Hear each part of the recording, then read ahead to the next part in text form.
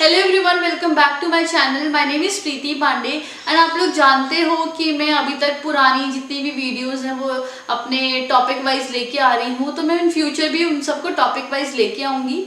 साथ में आज मैंने डिस्कस किया है डोमेस्टिक टेरिटरी और हमारे रेसिडेंट ऑफ अ कंट्री के बारे में, और मैंने उसको प्रॉपरली डिटेल वे में बताया है। तो मेरे हिसाब से टाइम बिना वेस्ट करे हम जल्दी से जाके उसको समझ लेते हैं। ऑल्सो जो नए हैं इस चैनल में वो मुझे चैनल को ज़रूर सब्सक्राइब करें और प्रेस द बेल आइकन, क्योंकि मैं यहाँ से आप लोगों के लिए बहुत मेहनत करके वीडियोस बना रही हूँ, वीडियोस बना के टॉपिक वाइज इसमें डाल रही हूँ। साथ साथ मैंने प्लेलिस्ट भी डाल दिया है, इसलिए थोड़ा सा लाइक और शेयर करना तो बनता है। इसलिए अब बिना वेस्ट करे आगे बढ़ते हैं इस वीडियो में।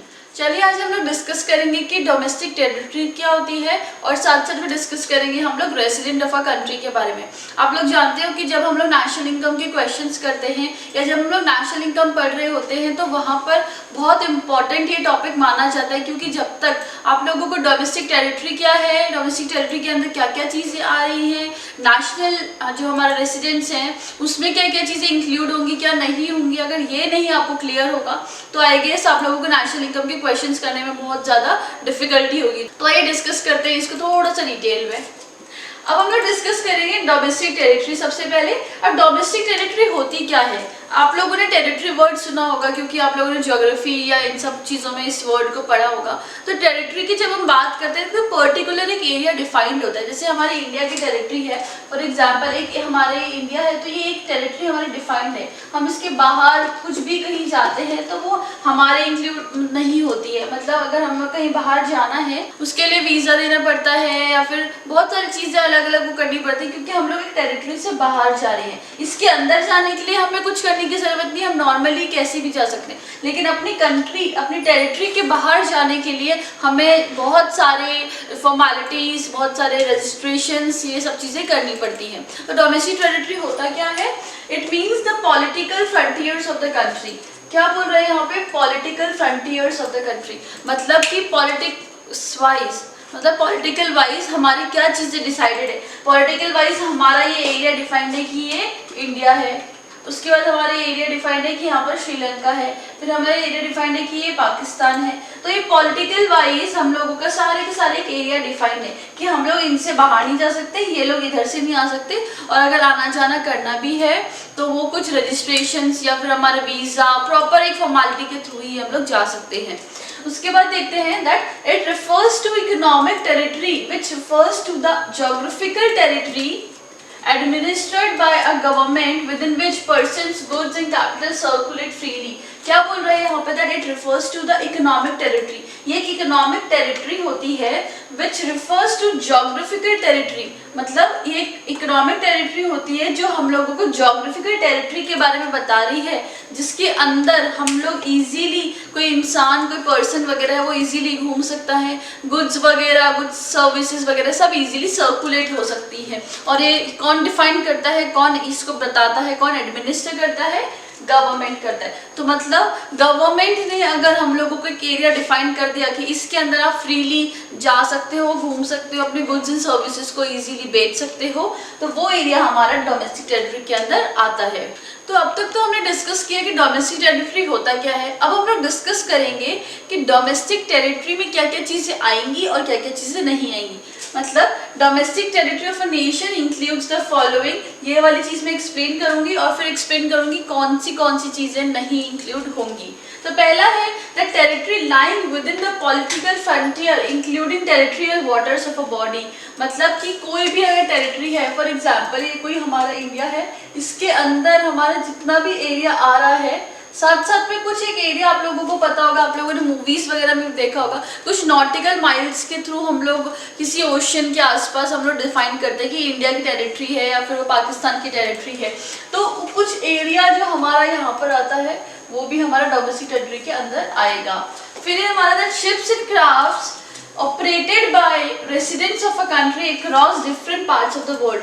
कभी कभी आप लोग जानते हो जैसे कि इंडिया की शिप्स है या फिर इंडिया के हमारी कोई भी एयरक्राफ्ट्स वगैरह हैं, वॉर हो गई या किसी भी रीज़न की वजह से उन लोगों को ऑल ओवर वर्ल्ड में कहीं पर भी जाना पड़े, लेकिन वो है कहाँ की, वो हमारे इंडिया की है, इसीलिए वो हमारे डोमेस्टिक टेरिटरी में इंक्लूड होती है। अगर हमारे इंडिया की कोई भी शिप है या फिर कोई भी एयरक्राफ्ट है और वो किसी रीज़न की वजह से आउट ऑफ इंडिया कहीं जा रहा है, फॉर एग्जाम्पल पाकिस्तान में अभी कुछ अगर लड़ाई होती है तो वो एयरक्राफ्ट वहाँ पर जा रहा है, या फिर वो कहीं पर रशिया के थ्रू हमारी लड़ाई होती है तो हमारा एयरक्राफ्ट उधर जा रहा है, या फिर शिप्स के थ्रू हम कोई चीज ट्रांसपोर्ट कर रहे हैं तो वो दुबई जा रहा है, वो किसी भी कंट्री में जा रहा है, लेकिन वो रहेगा कहाँ का, वो हमारा डोमेस्टिक टेरिटरी रहेगा, मतलब इंडिया का ही रहेगा। फिर हमारा that embassies, consulates and military establishments of a country located in abroad. आप लोग जानते होंगे कि अलग अलग हर कंट्री की एम्बेसीज होती हैं।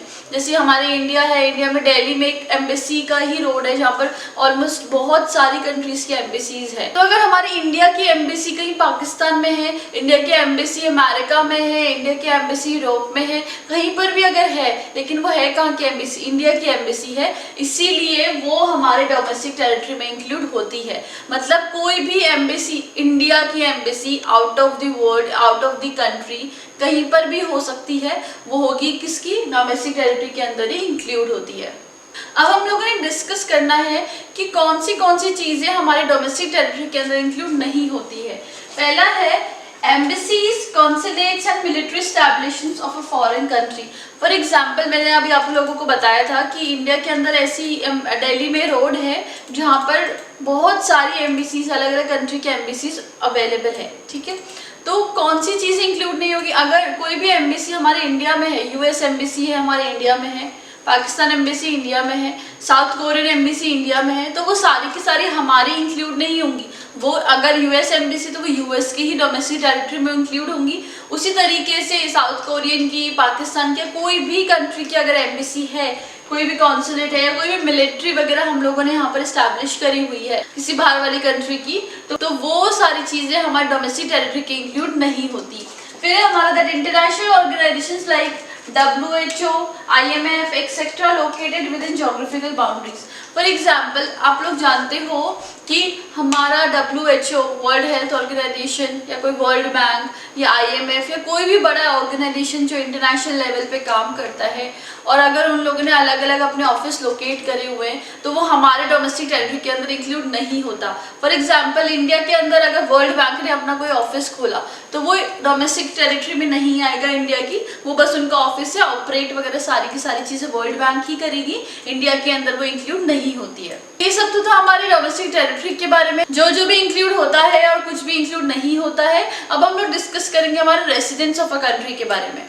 चलिए अब डिस्कस करते हैं कि normal residents of a country होते क्या है। अब रेसिडेंट के बारे में हम जब बात करेंगे मतलब वो कहीं के रहने वाले होते हैं, और नॉर्मल रेसिडेंट्स अगर मैं इंडिया की बात करूं मतलब इंडिया में जो लोग रह रहे हैं, तो ऐसा भी तो हो सकता है कि बाहर के कोई टूरिस्ट आए हैं, वो भी तो आके यहाँ पर रहते हैं 1 हफ्ते के लिए, 2 हफ्ते के लिए, मे बी 1 मंथ और मे बी 1 ईयर वो आके रहते हैं, तो क्या वो नॉर्मल रेसिडेंट्स कहलाएंगे? आई गेस ये चीज़ अभी जैसे ही मैं आप लोगों को समझाऊंगी तो आप लोग डिफ्रेंशिएट कर पाओगे कि कौन नॉर्मल रेसिडेंट्स होंगे और कौन नहीं होंगे। तो पहले देखते हैं इसके डेफिनेशन को। Normal residence is said to be one who ordinarily resides in the country concerned and whose center of economic interest lies in that country। मतलब कि कोई भी ऐसे रेसिडेंट जिसका कहाँ पर कोई कंट्री में रह रहा है, वो कंट्री में रिसाइड कर रहा है और उसका वहाँ पर कोई ना कोई इकोनॉमिक इंटरेस्ट है। इकोनॉमिक इंटरेस्ट मतलब कोई ना कोई इकोनॉमिक एक्टिविटी कर रहा है, जैसे कि प्रोडक्शन, कंजम्पशन या फिर डिस्ट्रीब्यूशन या फिर कुछ भी तरीके का ऐसा कुछ जहाँ पर इकोनॉमिक ट्रांजेक्शन्स हो रहे हैं, पैसे का लेन देन हो रहा है, तो वो अगर हमारी कंट्री के अंदर रिसाइड कर रहे हैं, वो हमारी कंट्री में इसीलिए ही रह रहे हैं ताकि वहाँ पर वो कुछ पैसा कमाएं या फिर ऐसा कोई भी काम करें जो उनका बिजनेस चले या कुछ भी करें, तो वो होंगे हमारे normal residents of a country. चलिए अब डिस्कस करेंगे नॉर्मल रेसिडेंट्स में क्या क्या चीज़ें इंक्लूड होंगी और क्या क्या चीज़ें इंक्लूड नहीं होंगी। तो पहला है क्या इंक्लूड होंगी, the citizens and institutions of a country who normally resides and whose center of economic interest lies within that country। मतलब कि अगर कोई भी सिटीजन है या फिर कोई भी एक इंस्टीट्यूशन है, कोई भी कंपनी है जो हमारे कंट्री में रह रही है और उनका इकोनॉमिक इंटरेस्ट मतलब वो हमारे यहाँ पे बिजनेस करना चाहती है, पैसा कमाना चाहती है, वो अगर हमारी कंट्री से जुड़ा हुआ है उनका इकोनॉमिक इंटरेस्ट, तो वो हमारा कंट्री का नॉर्मल सिटीजन होता है या रेसिडेंट होता है। फिर है citizens of other countries who contributes to live in a country for a period of more than 1 year and whose centre of economic interest lies within our country. For example कोई भी अगर US का resident है और वो हमारे India में आके रहने लग गया और वो इंडिया में आके रह रहा है और उसको 1 साल हो गए, 1 साल होने तक वो हमारा रेसिडेंट नहीं होगा, ठीक है। जैसे ही हमारे 1 साल हो जाते हैं और उसके बाद हम लोग देख रहे हैं वो अगर यहाँ पर रुक रहा है, अगर वो घूमने आता या फिर वो यहाँ पर नॉर्मली फॉर लेजर पर्पस या इसके लिए आता तो वो जल्दी चले जाता, ठीक है। लेकिन वो यहाँ पर रुक रहा है 1 साल तक, अगर वो यहाँ पर रुक रहा है मतलब उसका कोई ना कोई इकोनॉमिक इंटरेस्ट हमारी कंट्री के साथ है, इसीलिए हम लोग उसको रेसिडेंट कंसिडर करते हैं, वो अगर हमारे कंट्री में रह रहा है 1 साल से ज़्यादा। फिर है हमारा citizens of a country working in international organisations like world bank and IMF। अगर हमारी इंडिया का कोई भी सिटीजन है, अगर हमारे इंडियन कोई है और वो कहाँ काम कर रहा है, वर्ल्ड बैंक में काम कर रहा है या फिर IMF में काम कर रहा है या फिर किसी भी इंटरनेशनल ऑर्गेनाइजेशंस में काम कर रहा है, तो वो हमारे ही कंट्री का रेसिडेंट कहलाया जाएगा, वो वहाँ का नहीं कहलाया जाएगा। ध्यान रखना, यहाँ पर मैंने सिटीजन्स ऑफ अ कंट्री की बात करी है, डोमेस्टिक टेरिटरी में चीज़ें अलग थी, वहाँ पर हम लोग नॉर्मली टेरिटरी के बारे में बात कर रहे थे। चलिए अब डिस्कस करते हैं कि हमारे normal resident of a country में या फिर normal citizens of a country में कौन कौन लोग नहीं इंक्लूड होंगे। पहला है foreign tourist and visitors who came for recreational activities, holiday etcetera. अगर कोई भी हमारे आउट ऑफ इंडिया से आ रहा है और यहाँ पर सिर्फ घूमने के लिए आ रहा है, एज अ टूरिस्ट आ रहा है, आराम से हॉलीडे यहाँ पर स्पेंड करके फिर वो वापस चले जाएगा, तो वो हमारे यहाँ पर कुछ टाइम के लिए आ रहे हैं, मतलब वो नॉर्मल रेसिडेंट नहीं कहलाएगा, वो हमारे इंडिया का नॉर्मल रेसिडेंट नहीं कहलाएगा। फिर है foreign staff of embassies, officials, diplomats and members of the arm forces. अगर कोई भी हमारी कंट्री का मेंबर है या फिर कोई भी हमारी कंट्री का सिटीजन है और वो आउट ऑफ इंडिया में वर्क कर रहा है किसी एम्बेसी में, तो वो हमारा नॉर्मल रेसिडेंट कहलाता है। उसी तरीके से अगर कोई भी फॉरेन का, अगर अमेरिका का यहाँ पर वर्क कर रहा है यूएस एम्बेसी में, तो वो यूएस का ही नॉर्मल रेसिडेंट कहलाएगा। अगर वो यूएस एम्बेसी में यहाँ पर वर्क कर रहा है, वो हमारे इंडिया का नॉर्मल रेसिडेंट नहीं कहलाएगा। तो ये तो था हमारे नॉर्मल रेसिडेंस और डोमेस्टिक टेरिटरी में क्या क्या चीज़ें आती हैं, क्या क्या चीज़ें नहीं आती हैं। Thank you so much for watching this video. I hope आप लोगों को क्लियर हो चुका होगा डोमेस्टिक टेरिटरी और हमारे जो normal residents of a country हैं उसमें क्या चीज़ें आती हैं, क्या चीज़ें नहीं आती हैं। फिर भी कोई डाउट्स है तो मुझे कमेंट बॉक्स में ज़रूर कमेंट करिए। साथ में मैं आप लोगों के लिए एक assignment as an PDF form में नीचे डाल दूंगी, आप लोग उसे करना और आप लोगों को आई गेस इस तरीके से मैंने वहाँ पर असाइनमेंट डाला हुआ है कि कॉन्सेप्ट थोड़े से क्लियर हो जाएंगे। तो let's end the video for today and see you in the next video.